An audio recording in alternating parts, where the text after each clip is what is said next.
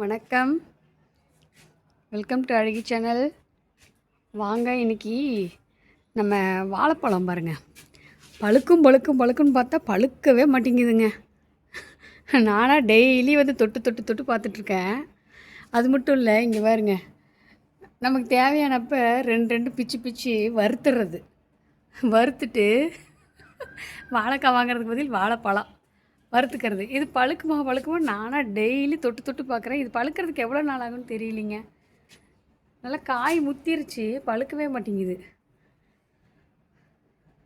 இது எவ்வளோ பெருசாக இருக்குது பாருங்க. இங்கே பாருங்க, அந்த வாழைப்பழம் பெருசாகவே ஆகலை, அப்படியே இருக்குது. ரொம்ப குட்டி குட்டி குட்டி குட்டியாக. இங்கே பாருங்க, இந்த மாதிரி குட்டி குட்டி பழத்தை நான் பார்த்ததே இல்லை.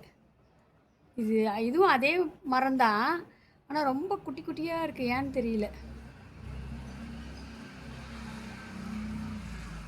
பாய், அடுத்த வீடியோவில் சந்திக்கலாம்.